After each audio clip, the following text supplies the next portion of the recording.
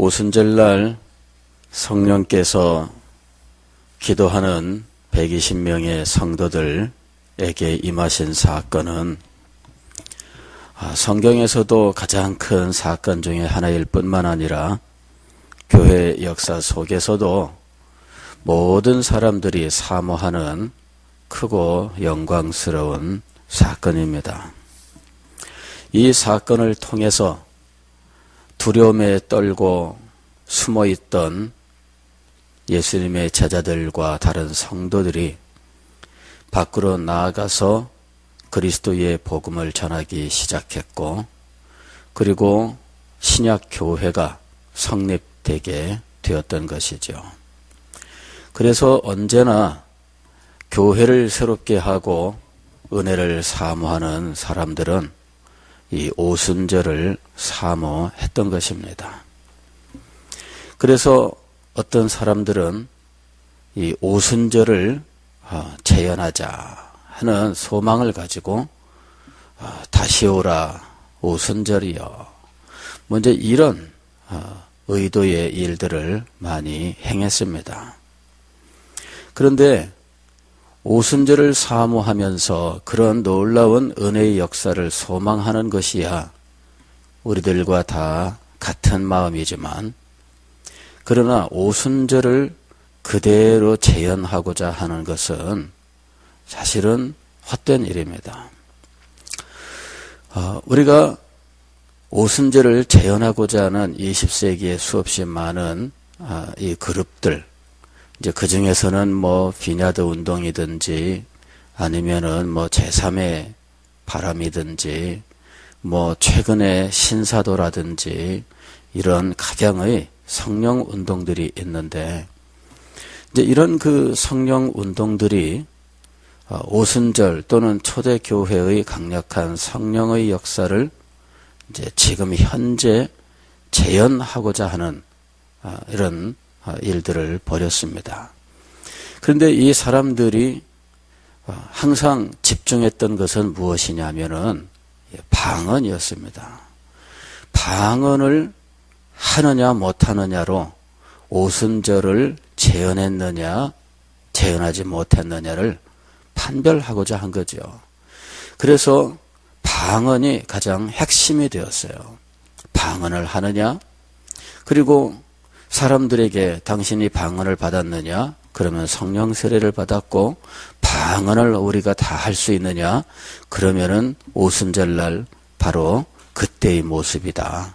이래서 온 교회가 다 방언하는 것, 혹은 어떤 일단의 사람들이 다 같이 방언하는 것을 이 사도행전 2장 오순절 성령 강림 사건의 재현으로 생각하고자 한 거죠.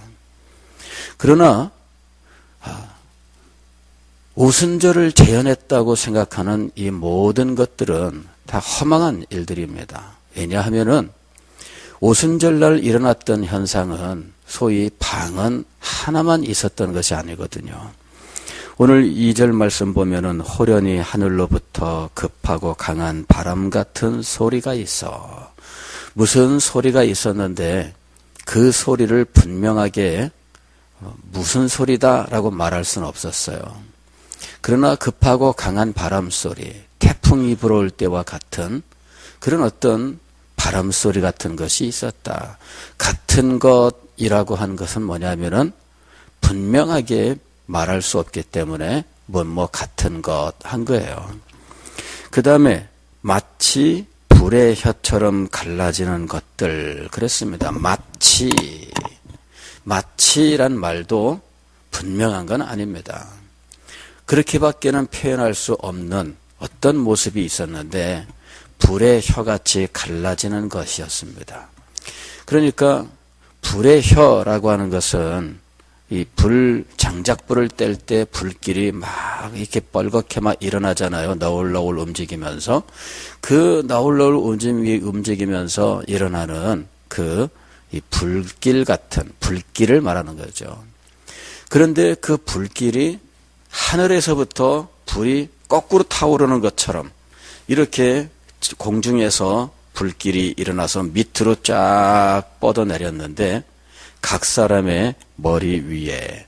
즉 그 자리에 있는 사람들 한 사람 한 사람 머리 위에 임했다는 거거든요. 그런 것들은 귀로도 들렸고 눈으로도 볼 수 있었던 거예요. 그 다음에 이 사람들이 각각 다른 방언으로 말하기를 시작했다.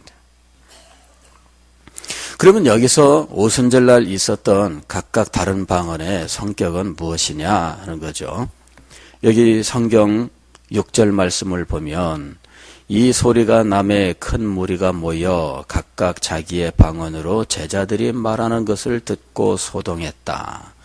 즉 지금 예루살렘에는 오순절 절기를 맞아서 수없이 많은 지역의 유대인들이 찾아왔는데 그저 유대인이라고 함께 부르기에는 너무나 다양한 지역에서 다양한 모습을 가진 사람들이 몰려왔어요. 이 중에는 백인도 있고 아시아 사람도 있고 또 흑인도 있고, 왜냐하면은 이 유대인이 천하각국으로 흩어졌는데 이 유대인들이 각 지역의 인종들 속에서 자리 잡고 살면서 그 다양한 사람들이 유대인으로서 절기를 지키러 온 거죠. 그러니 이 사람들이 당시 로마 시대이고 그래서 로마의 말을 사용한다 하더라도 각각 자기의 고유한 언어들을 가지고 있었어요. 그런데 이 사람들이 와서 각각 자기 지역의 말로 이 제자들과 성도들이 뭐라고 말하는 소리를 듣게 된 거예요. 8절 말씀 보면 더 분명하게 이렇게 얘기합니다. 우리가 우리 각 사람이 난 곳 방언으로 듣게 되는 것이 어찌 됨이냐. 즉 각 사람마다 자기 모국어를 듣는 거예요. 한국 사람이 그곳에 있었으면은 제자들 중에 누군가 한국말로 말하는 것을 듣고 있었다는 것이거든요. 그러면 제자들이 한국말을 배운 적이 있느냐? 아니라. 그곳에 중국 사람이 유대인으로서 중국에 살던 유대인이 오순절날 예루살렘에 갔다면 중국말로 말하는 무슨 소리를 듣고 있는 거죠. 이게 바로 난곳 방언으로 듣는다라는 거예요. 얼마나 다양한 사람들이 그곳에 있었느냐 하면은 9절에 나와요. 우리는 바데인과 메데인과 엘람인과 또 메소포타미아, 유대와 갑바도기아, 본도와 아시아, 부르기아, 밤빌리아, 애굽, 구레네, 리비아, 또 로마, 그레데인과 아라비아인들까지. 그러니 얼마나 많은 언어들이 이 제자들과 성도들을 통해서 지금 막 나타났는지. 자, 오늘날 모여서 방언하는 사람들에게 이런 일이 있습니까? 그리고 오순절을 제헌한다면 오늘날 모인 사람들이 이 언어를 말해야 돼요. 바데인과 메데인과 엘람인과 메소포타미아와 밤빌리아, 애굽과 구레네, 아라비아. 여기서 방언하면 그 소리가 다 들려야 돼요. 오순절이 그대로 제헌이 가능한가? 그대로 제헌 가능하지 않습니다. 방언을 말하는 것이 오순절 현상이라 이렇게 말하는 것도 우습습니다. 왜냐하면은 오늘날은 무질서하고 외마디에 어떤 알 수 없는 이상한 말들을 방언으로 생각하는 경향이 있는데 오순절날의 방언은 그런 방언이 아니었어요. 고린도전서에 방언에 대해서 알 수 없는 말을 하는 그런 방언이 등장하기는 하지만 그런 방언을 인정한다고 해도 오순절날 있었던 방언은 그 방언이 아닙니다. 그래서 오늘날 우리들이 방언을 하게 되면 오순절을 제헌하는 것처럼 생각하는 것은 어리석은 일입니다. 그러면 이 오순절 사건의 핵심은 무엇인가 하는 것이죠. 11절 말씀 보면 이렇게 되어 있습니다. 우리가 다 우리의 각 언어로 하나님의 큰 일을 말함을 듣는도다 하고 그랬습니다. 오순절 사건의 핵심은 이 사람들이 모두 하나님의 큰 일을 말하기 시작한 거예요. 그런데 하나님의 큰 일을 말하는 것이 놀라운 능력과 감화력으로서 이제 이들 가운데에서 터쳐 나오고 있었던 거죠. 이것이 오순절 사건의 핵심입니다. 성령 체험 말들이 많습니다만은 성령 체험은 무슨 교과서의 어떤 형식을 따라서 규정할 수 있는 것은 아닙니다. 그 성령 체험의 현상을 우리가 어떤 체험한 것들을 가지고 성경 전부의 성령 체험을 그대로 생각하는 경향들이 있습니다. 그러나 성령 체험이란 어떤 표준적인 체험이 있어서 그 표준적인 체험을 가지고 이것을 경험해야 성령이다 이렇게 말할 수는 없어요. 오늘날 진행되고 있는 이 성령 운동과 성령 체험은 성경에 나타난 모습과 비교하면 사실은 똑같지가 않습니다. 방언 현상조차도 우리는 똑같지가 않다는 사실을 알 수가 있어요. 핵심이 무엇이냐 이거죠. 핵심이 무엇이냐.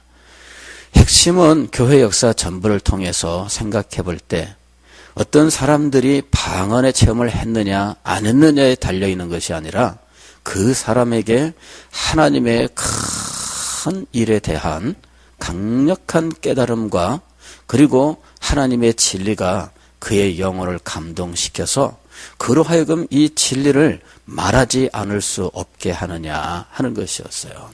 진리와 함께 기뻐하고 즐거워하는 이 영광스러운 일들이 그들 속에 일어났느냐 하는 것입니다.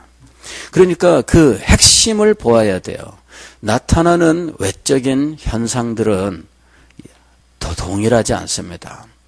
교회 역사 속에 정말 다시 볼 수 없는 압도적인 어떤 은혜의 역사들이 있었던 현장에서도 이런 일들이 똑같이 반복되지 않고요. 그런 일들을 일으켰던 이 주역들의 체험 속에서도 이런 일들은 똑같지 않아요. 그런데 그들 속에 오순절부터 지금까지 그들 속에 공통되게 역사하고 있는 것은 뭐냐면은 하나님의 큰 일이에요. 하나님의 큰 일. 하나님의 큰 일에 마음을 집중해야 됩니다. 그 일이 일어나야 돼요. 하나님의 큰 일이 일어나야 그들은 복음에 강력한 은혜를 입고 그 복음으로 그 마음이 뜨거워지고 복음을 들고 나아가는 일이 일어납니다. 오직 성령이 너희에게 임하시면 너희가 권능을 받고 온 예루살렘과 온 유대와 사마리아와 땅끝까지 이르러 내 증인이 되리라. 증인됨은 하나님의 큰 일을 말하기 위한 거예요. 그래서 가장 강력한 것은 무엇이냐면 하나님의 큰 일에 대한 감동이에요. 하나님의 큰 일에 대한 감동. 그 큰 일에 대한 감동이 그들의 영혼 속에서 강력하게 역사할 때 그들은 하나님의 큰 일에 사로잡힌 사람들이 되는 거예요.